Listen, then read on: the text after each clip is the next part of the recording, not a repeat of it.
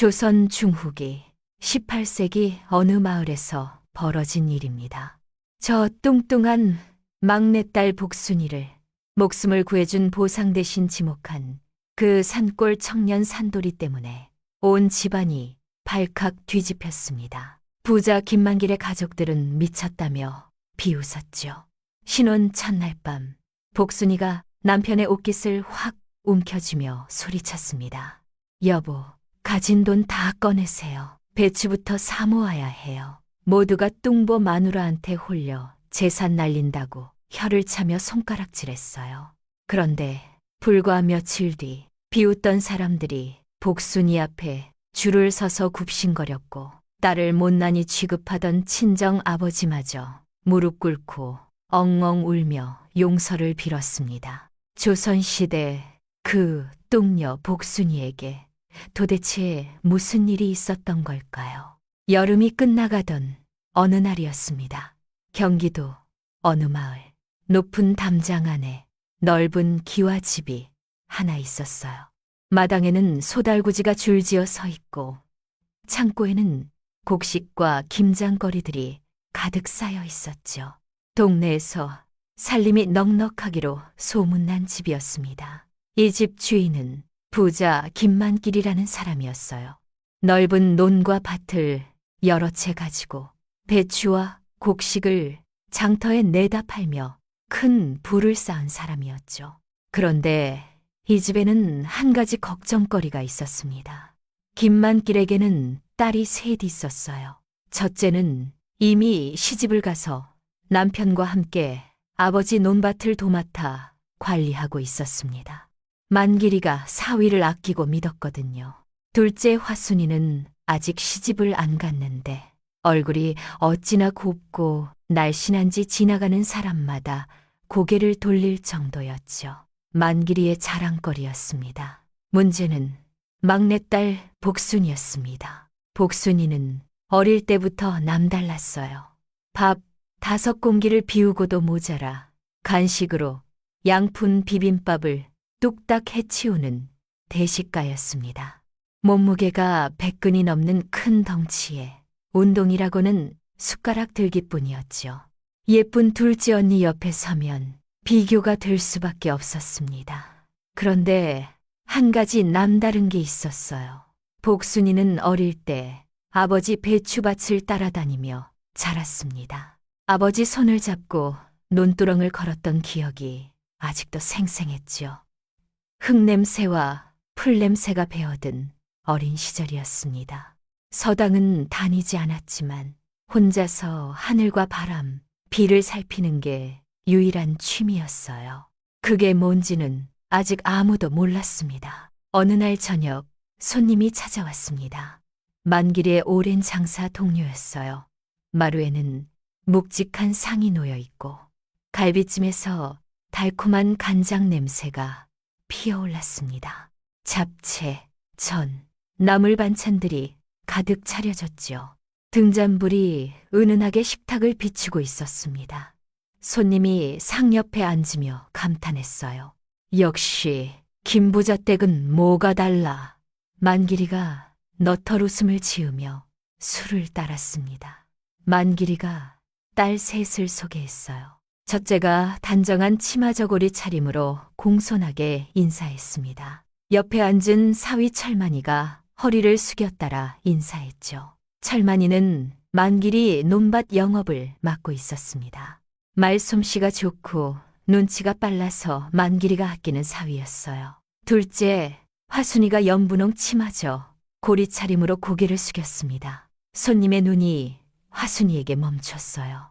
둘째가 참 예쁘네요. 손님이 감탄하며 말했어요. 만길이의 입꼬리가 슬며시 올라갔습니다. 턱이 살짝 들렸죠.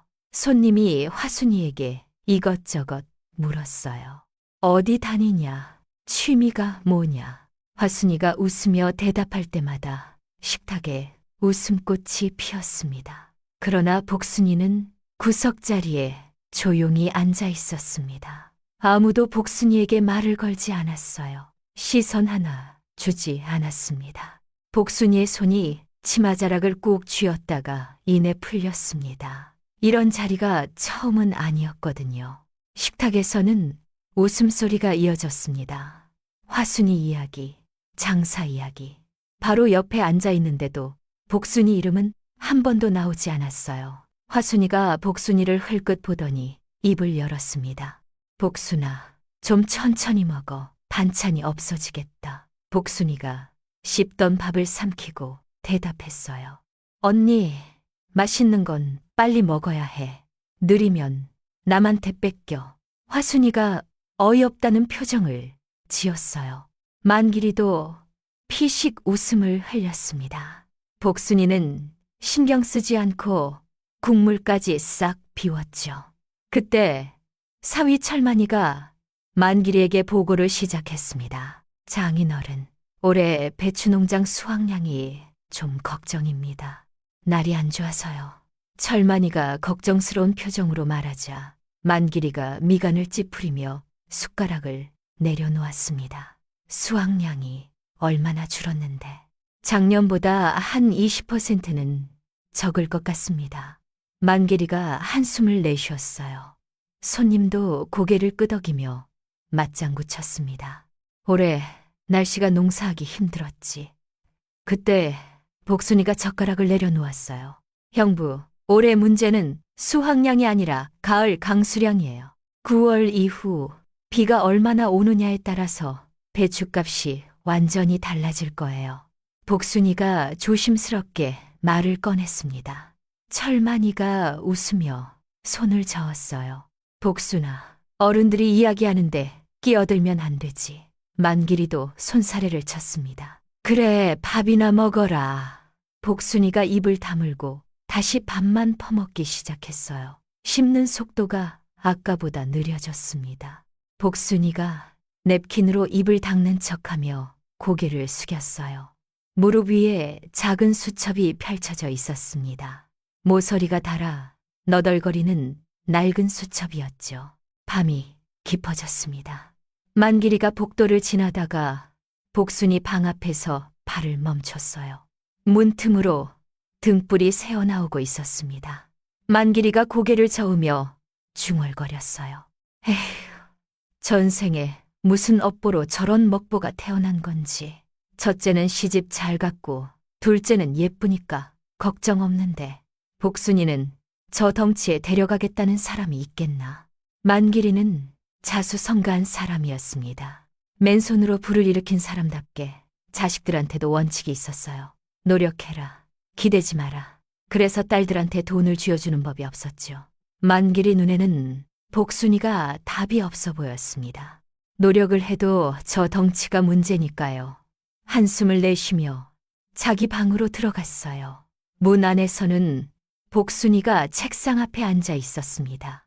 좁은 방이었어요. 벽에는 전국 산지 지도가 붙어 있었는데 여기저기 빨간 동그라미가 쳐져 있었죠. 배추 산지를 표시해 둔 것이었어요. 책상에는 옛날부터 적어온 날씨 기록들이 펼쳐져 있었습니다. 식탁에서 아무도 안 들어줬던 그 숫자들. 복순이는 혼자서 증명하고 싶었어요. 붓을 움직일 때마다 새로운 기록이 적혀 내려가고 심장이 조금씩 빨라졌습니다. 뭔가 잡힐 것 같았거든요. 양푼에서 밥을 한 숟가락 퍼먹으면서도 눈은 기록을 떠나지 않았어요. 남은 밥을 숟가락으로 긁으면서 수첩에 뭔가를 적어 내려갔습니다. 아까 식탁에서는 아무도 듣지 않았던 그 숫자들을 복순이는 혼자서 하나하나 적어 내려가고 있었어요. 밖에서 보면 그저 밥만 먹는 뚱뚱한 막내였습니다. 아무도 이 아이가 무엇을 보고 있는지 몰랐어요. 아무도 이 낡은 수첩 안에 무엇이 들어있는지 관심을 두지 않았습니다. 가족들 눈에는 그냥 먹보였죠. 창밖으로 달빛이 들어오고 있었습니다. 복순이가 창문 쪽을 바라봤어요. 입꼬리가 살짝 올라갔습니다. 올가을이 심상치 않네. 이때까지만 해도 이 집 사람들은 몰랐습니다. 자기들이 밥만 축내는 먹보라고 한숨 쉬던 그 막내가 곧 모든 것을 뒤바꿔 놓을 거라는 사실을요. 그 무렵 외곽 논두렁에서는 소달구지 엔진 소리가 쿵쿵 울리고 있었습니다. 파란 하늘 아래 흙먼지가 바람에 날리고 있었어요. 일꾼들이 땀을 닦으며 오가고 있었죠. 그 한가운데서 산돌이라는 청년이 소를 몰고 논을 파고 있었습니다. 햇볕에 그을린 얼굴, 단단한 어깨를 가진 30살 사내였어요. 고아로 자라 가족이 없었습니다. 집도 없고 돈도 없었지만 성실하게 일해서 동료들 사이에서 믿음직한 사람으로 통했죠. 옆에서 일하던 동료가 삽을 내려놓고 말을 걸었습니다. 산돌아, 너는 여자 안 만나냐? 소개시켜줄까? 산돌이가 소를 멈추고 대답했습니다. 돈도 없고 집도 없는데 누가 만나죠? 동료가 피식 웃었습니다. 그래도 얼굴은 괜찮잖아. 조건이 문제지. 산돌이가 소에서 내려 장갑을 벗으며 웃었습니다. 나는 조건보다 사람이 중요해. 동료가 어이없다는 듯 고개를 저었습니다. 야, 그런 소리 하니까 아직 총각이야. 산돌이는 그냥 웃기만 했어요. 해가 뉘엿 넘어가고 있었습니다. 그날 저녁이었습니다. 논두렁 근처에 허름한 주막이 하나 있었어요. 빨간 천막 아래로 김이 모락모락 피어오르고 있었습니다. 그날 파 냄새와 된장 냄새가 뒤섞여 코끝을 간지렸죠. 산돌이가 구석자리에 앉아 소주 한 잔을 하고 있었어요. 하루 일과를 마친 뒤 조용한 시간이었습니다. 그때 옆자리에 덩치 큰 여자가 앉았습니다. 혼자였어요. 칼국수 한 그릇을 시키더니 후루룩 소리를 내며 먹기 시작했습니다. 면을 빨아들이는 소리가 거침없었어요. 산돌이가 슬쩍 곁눈질로 봤습니다. 그 여자가 국수를 먹으면서 주모 아줌마한테 말을 걸었습니다. 아줌마, 배추 지금 사두세요. 올해 가을에 비가 많이 올 거예요. 작년 기록 보면 딱 나와요. 아줌마가 손사래를 쳤습니다. 에이, 무슨 소리야. 배추가 지금 얼마나 흔한데. 그 여자는 더 말하지 않았어요. 그냥 국수를 계속 먹었습니다. 산돌이가 그 여자를 흘겨봤어요. 뭔가 눈빛이 남달랐습니다. 그냥 하는 말이 아니라 뭔가 알고 하는 말 같았거든요. 잠시 뒤 산돌이가 먼저 주막을 나섰습니다. 몇 걸음 걷다가 문득 뒤를 돌아봤습니다. 그 여자가 칼국수 국물까지 깨끗이 비우고 자리에서 일어나고 있었어요. 맛있었어요. 아줌마, 곱빼기도 되죠. 다음엔 곱빼기로 주세요. 아줌마가 귀엽다는 듯 웃으며 손을 흔들었습니다. 덩치가 컸지만 걸음걸이가 당당했어요. 어깨를 펴고 씩씩하게 걸어가는 뒷모습이었습니다. 산돌이가 잠깐 서서 그 뒷모습을 바라봤죠.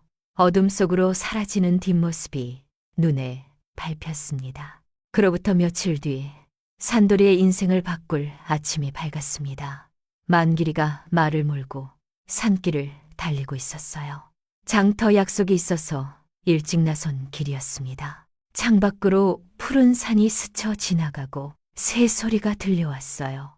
기분 좋은 아침이었습니다. 그런데 내리막길에 접어들었을 때였어요. 고삐가 말을 안 들었습니다. 당겨봤지만 말이 멈추지 않았어요. 이게 왜 이래? 속도가 점점 붙었습니다. 도로 난간이 눈앞에 다가왔어요. 만길이의 손이 고삐를 꽉 움켜쥐었습니다. 손등에 핏줄이 솟았죠. 쾅! 말이 난간을 뚫고 비탈 쪽으로 미끄러지기 시작했습니다. 바로 그 순간이었습니다. 산비탈에서 논을 파고 있던 산돌이가 괴음을 들었어요. 고개를 돌리니 말이 비탈로 굴러떨어지고 있었습니다. 큰일 났다. 산돌이가 반사적으로 소를 몰아 달려갔어요. 삽을 들고 땅에 내려앉았습니다. 쾅! 말이 산돌이의 삽에 부딪혀 멈추는 순간 안장이 산산조각 나고 만길이가 바닥으로 굴렀어요. 산돌이가 소에서 뛰어내려 만길이를 끌어냈어요. 이마에서 피가 흐르고 있었습니다.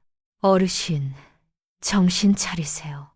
산돌이가 만길이를 끌어내는 순간 소의 반동에 팔이 철판에 세게 부딪혔어요. 욱신거리는 통증이 왔지만 신경 쓸 겨를이 없었습니다. 산돌이가 마을 사람들을 불러 구급을 청했습니다. 마을 의원이 올 때까지 산돌이가 다친 팔을 붙잡은 채 만길이 옆에 앉았습니다. 바람이 비탈을 타고 올라왔어요. 만길이의 흰 머리카락이 바람에 흔들렸습니다. 만길이의 눈이 감기려 하자 산돌이가 말을 걸었습니다. 어르신, 눈 감으시면 안 돼요. 저랑 얘기해요. 만길이가 가느다란 목소리로 대답했습니다. 고마워, 젊은 친구. 마을 의원 집이었습니다. 흰 벽에 약초 냄새가 진하게 배어 있었어요. 등잔불이 차갑게 내리쬐고 있었습니다. 산돌이도 팔을 다쳐서 같은 곳에 누워 있었죠. 복도 한쪽에 앉아 치료를 기다리고 있었죠. 그때 복도 끝에서 누군가 뛰어오는 소리가 들렸습니다. 맨발이었어요. 신발도 신지 않은 채 숨이 턱까지 차서 달려오고 있었습니다. 덩치가 큰 여자였어요. 의원을 붙잡고 다급하게 소리쳤습니다. 우리 아버지 어디 있어요? 김만길 어르신이요. 산돌이가 고개를 들었습니다. 김만길, 아까 자기가 구한 그 어르신이었습니다. 저 여자가 딸이구나. 의원이 방 번호를 알려주자 그 여자가 휙 돌아서 뛰어갔어요. 산돌이가 그 뒷모습을 봤습니다. 맨발로 달려온 발바닥이 빨갛게 부어 있었어요. 주막에서 봤던 그 여자였습니다. 배추 사두라던 그 여자. 병실 한 구석에 그 여자가 벽에 등을 기대고 쪼그려 앉아 있었습니다. 어깨가 잘게 떨리고 있었습니다. 소리 없이 울고 있었죠. 아무도 옆에 없이 혼자였어요. 산돌이가 멀리서 그 모습을 봤습니다. 가슴 한쪽이 먹먹해졌어요. 고아로 혼자 울던 어린 시절이 떠올랐습니다. 아무도 찾아오지 않는 구석에 쪼그려 앉아 울던 자기 모습이 저 여자와 겹쳤어요. 한참을 그렇게 울고 나서야 그 여자가 고개를 들었습니다. 눈이 퉁퉁 부어 있었어요. 그때 복도 끝에서 하이힐 소리가 또각또각 울렸습니다. 날씬한 여자가 걸어오고 있었어요. 화장을 곱게 하고 치마 저고리를 차려입은 모습이었습니다. 아까 맨발로 뛰어온 여자와는 딴판이었어요. 그 여자가 방문을 열며 말했습니다. 아버지 괜찮아요. 말은 어떻게 됐어요? 산돌이가 두 사람을 번갈아 봤습니다. 둘 다 저 어르신의 딸인 것 같았습니다. 산돌이가 복도에 앉아 팔에 붕대를 감고 있었습니다. 의원이 다가와 물었어요. 보호자 오셨어요? 산돌이가 고개를 저었습니다. 없어요. 혼자예요. 의원이 안 됐다는 눈으로 산돌이를 보더니 돌아갔습니다. 얼마 뒤 의원이 다시 왔어요. 저기 아까 사고 어르신이 깨어나셨는데요. 자기 구해준 사람 만나고 싶다고 하시네요. 산돌이가 자리에서 일어났습니다. 의원을 따라 방으로 들어갔죠. 만길이가 침상에 누워 있었습니다.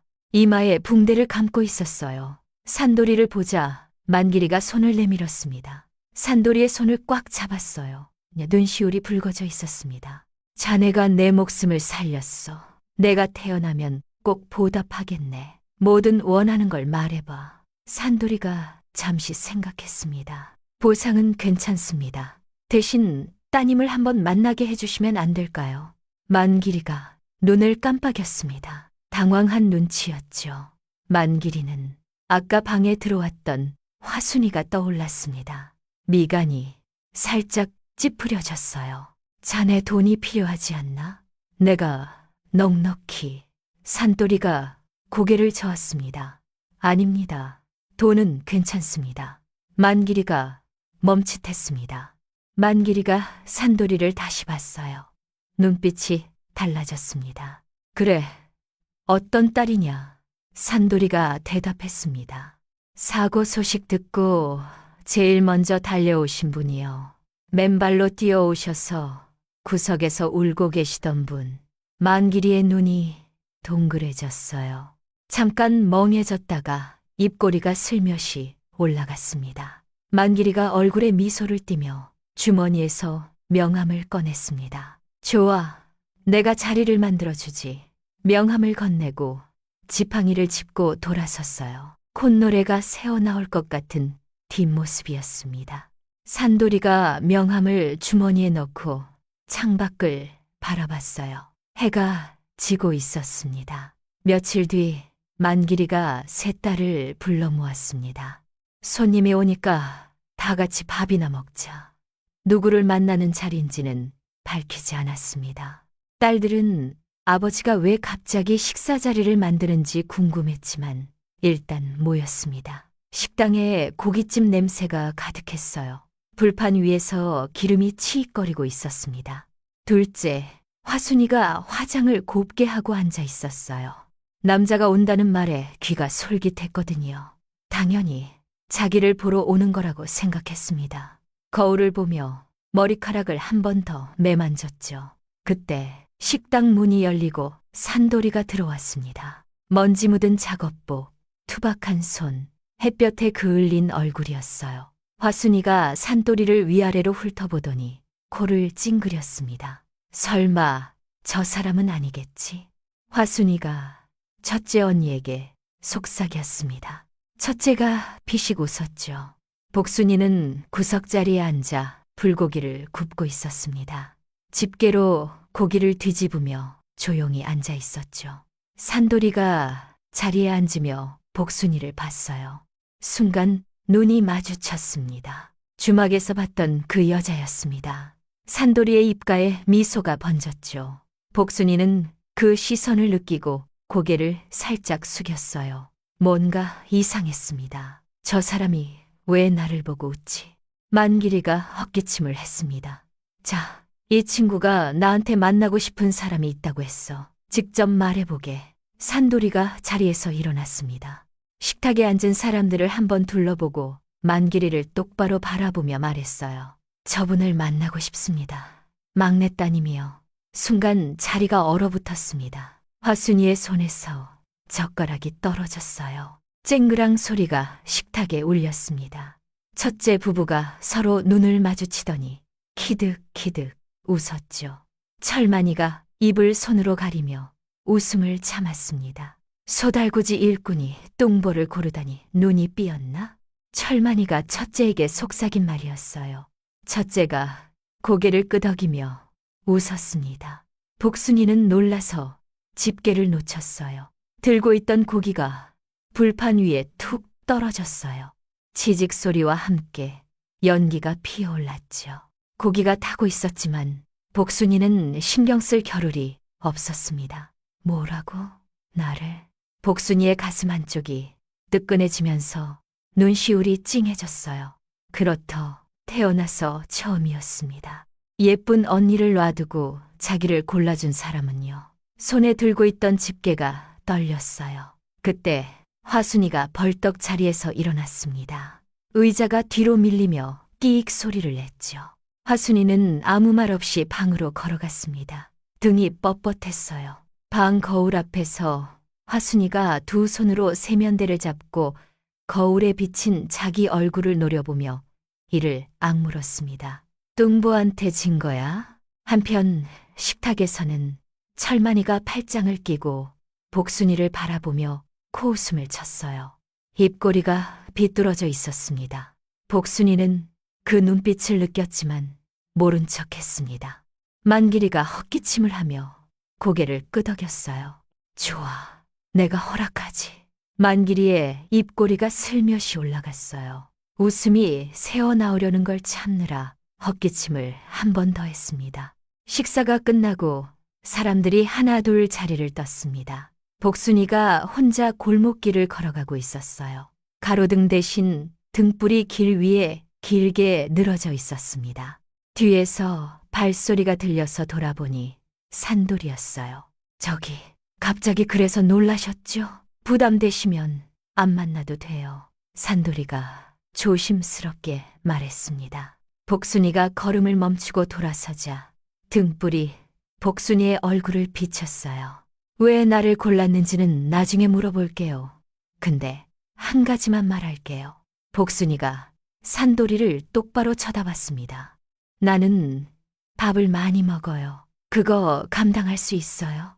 산돌이가 환하게 웃으며 대답했습니다. 밥 많이 먹는 사람이 제일 좋아요. 건강한 거잖아요. 복순이가 처음으로 산돌이를 제대로 쳐다봤습니다. 이 사람 눈에는 비웃음이 없었거든요. 진심이었습니다. 그렇게 만남이 시작됐고 1년 뒤 결혼식이 열렸습니다. 작은 마을 사랑방이었어요. 의자가 20개 남짓 놓여 있었고 화환도 두어 개뿐이었습니다. 산돌이가 앞에 서서 입구 쪽을 바라보며 손을 주머니에 넣었다 뺐다 했어요. 긴장한 기색이 역력했습니다. 문이 열렸습니다. 복순이가 흰 저고리를 입고 걸어왔어요. 옷감이 팽팽했고 하객들 사이에서 수군거리는 소리가 들렸습니다. 저 몸으로 시집을 가다니. 복순이는 다 들었지만 걸음을 멈추지 않았습니다. 어깨를 펴고 당당하게 걸었고 얼굴에는 웃음이 번져 있었죠. 결혼식이 끝나고 사람들이 빠져나갔습니다. 화순이가 복순이를 한쪽으로 끌어당겼어요. 목소리를 낮췄습니다. 복순아, 너 진짜 이 사람이랑 갈 거야? 집도 없고 돈도 없는 사람한테. 복순이가 화순이를 바라봤어요. 언니, 나한테 줄 선 사람이 어디 있었어? 이 사람은 적어도 나를 골라준 사람이야. 화순이가 입을 다물었습니다.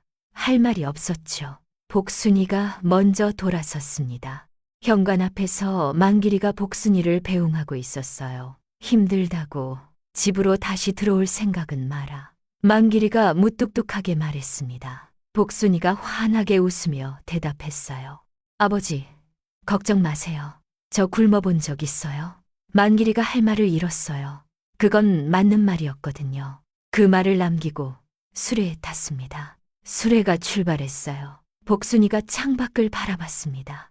점점 멀어지는 친정집이 보였습니다. 높은 담장, 넓은 마당, 소달구지들. 복순이가 25년을 살았던 곳이었습니다. 말이 없었습니다. 손가락이 무릎 위에서 꼼지락거렸어요. 창밖을 보는 눈이 한번 깜빡였습니다. 산돌이가 조심스럽게 물었어요. 괜찮아요? 복순이가 창문에서 눈을 떼지 않으며 대답했습니다. 그 문이 괜찮아요. 뒤돌아볼 거 없어요. 목소리는 담담했어요. 하지만 창문에 비친 복순이의 눈가가 살짝 젖어 있었습니다. 복순이의 손에는 보자기 하나가 들려 있었습니다. 수첩과 옷 몇 벌이 전부였어요. 그게 복순이가 이 집에서 가져가는 것의 전부였습니다. 수레가 한참을 달렸습니다. 마을을 벗어나 좁은 골목길로 접어들었습니다.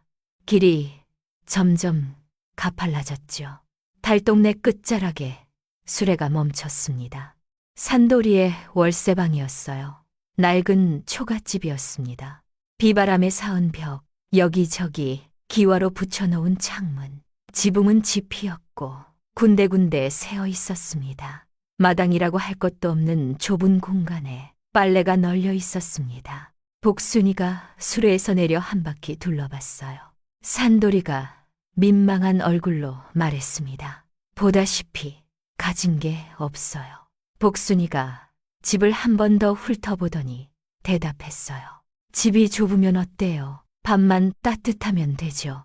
복순이가 먼저 현관문을 열고 들어갔습니다. 제일 먼저 부엌을 열어봤어요. 작은 솥 2개, 낡은 밥솥 하나가 놓여 있었습니다. 복순이가 밥솥 뚜껑을 열어보더니 고개를 갸우뚱했어요. 밥솥이 좀 작은데 큰 거 하나 사야겠다. 산돌이가 피식 웃었습니다. 산돌이가 그 뒷모습을 봤습니다. 좁은 부엌에 서 있는 복순이의 등이 유난히 넓어 보였어요. 하지만 어딘가 든든했습니다. 복순이가 뒤를 돌아보자 눈이 마주쳤어요. 서로 말없이 웃었습니다. 처음으로 둘만의 공간이었어요. 좁고 낡았지만 아무도 자기를 무시하지 않는 곳이었습니다. 창밖으로 해가 지고 있었습니다. 달동네 위로 노을이 번지고 있었어요. 새로운 삶이 시작되고 있었습니다. 결혼 첫날 밤이었습니다. 저녁이 되자 복순이가 부엌에서 국수를 끓이기 시작했어요. 찬장을 열어보니 국수 몇 봉지와 계란 몇 개가 있었습니다. 복순이가 국수를 다 꺼내며 말했어요. 여보, 배고프죠? 다 끓일게요. 큰 솥에 물을 받아 아궁이에 올렸어요. 파란 불꽃이 피어올랐습니다. 물이 끓기 시작했어요. 보글보글 소리가 나더니 하얀 김이 피어올랐습니다. 복순이가 국수를 넣자 매콤한 냄새가 좁은 부엌에 퍼졌어요. 파를 썰고 계란을 토막내서 넣었습니다. 노른자가 국물 위에 둥실 떠올랐어요. 다 됐어요. 복순이가 솥재 들고 방으로 왔습니다. 방바닥에 신문지 대신 짚을 깔고 솥을 올려놓았어요. 김이 모락모락 피어올라 두 사람 얼굴을 간지렸습니다. 복순이가 젓가락을 건네고 마주 앉더니 먼저 면을 집어들었습니다. 호로록 거침없이 빨아들였어요. 국물이 턱 밑으로 살짝 튀었지만 신경 쓰지 않았습니다. 눈을 살짝 감고 면을 씹었어요. 행복한 표정이었습니다. 산돌이가 그 모습을 보며 웃었어요. 진짜 맛있게 먹네요. 세상에 맛없는 국수가 어디 있어요. 복순이가 피식 웃으며 대답했습니다. 입가에 국물이 묻어 있었어요. 산돌이가 손가락으로 자기 입가를 가리켰습니다. 복순이가 손등으로 쓱 닦고는 다시 면을 집었어요. 둘이 한동안 조용히 면을 먹었습니다. 후루룩 호로록 소리만 방 안에 울렸어요. 서리만 타리며 창밖에서 바람 소리가 들려왔고 멀리서 개 짖는 소리가 희미하게 들렸습니다. 산돌이가 면을 몇 젓가락 먹더니 슬쩍 솥을 복순이 쪽으로 밀었어요. 나 배 안 고파요. 복순이가 사양 안 하고 남은 면을 싹 비웠습니다. 국물까지 깨끗이 들이켰어요. 빈 솥을 내려놓고 배를 토닥였습니다. 그때 복순이가 물었어요. 근데 왜 나였어요? 산돌이가 고개를 들었습니다. 언니가 훨씬 예쁜데. 복순이가 무릎 위에 손을 올리며 말했어요. 눈을 내리고 있었습니다. 산돌이가 복순이를 바라보며 입을 열었어요. 주막에서 본 적 있어요. 복순이가 고개를 들었습니다. 아줌마한테 배추 사두라고 했잖아요. 그때 눈이 남달랐어요. 그냥 하는 말이 아니라 뭔가 알고 하는 말 같았거든요. 산돌이가 복순이를 똑바로 바라보며 말을 이었습니다. 그리고 의원 집에서요. 언니들은 말 걱정, 보험 걱정했는데 당신만 맨발로 뛰어와서 울고 있었잖아요. 복순이의 손이 멈췄어요. 머리도 좋고 마음도 따뜻한 사람이구나. 그때 알았어요. 복순이가 아무 말 없이 솥을 들어 국물을 마셨습니다. 고개를 숙여서 표정이 보이지 않았어요. 국물을 다 마시고 솥을 내려놓았을 때 복순이의 눈가가 살짝 젖어 있었습니다. 코끝도 빨개져 있었어요. 복순이가 손등으로 눈가를 훔치며 일어났습니다. 설거지 할게요. 목소리가 살짝 갈라져 있었어요. 설거지를 마치고 방으로 돌아왔습니다. 복순이가 침상에 앉았어요. 나무다리가 비명을 질렀습니다. 복순이가 조심스럽게 몸을 눕혔어요. 끽삐걱 온몸으로 항의했습니다. 산돌이가 침대 끝에 걸터 앉았어요. 침대가 또 삐걱거렸습니다. 산돌이가 조심스럽게 옆으로 누우려는 순간이었어요. 무직은 쾅! 침대가 한가운데서 부서지며 주저앉았습니다. 나무 다리가 꺾이고 매트리스가 바닥으로 푹 꺼졌어요. 두 사람이 바닥으로 굴러떨어졌습니다. 먼지가 뿌옇게 피어올랐어요. 녹슨 나무 냄새가 코를 찔렀습니다. 잠깐 조용했어요. 먼지가 가라앉아 상황이 보였습니다. 침대가 완전히 박살이 나 있었습니다. 나무 프레임이 뒤틀려 있었고 매트리스가 반으로 접혀 있었습니다. 복순이가 엉덩이를 문지르며 일어났죠.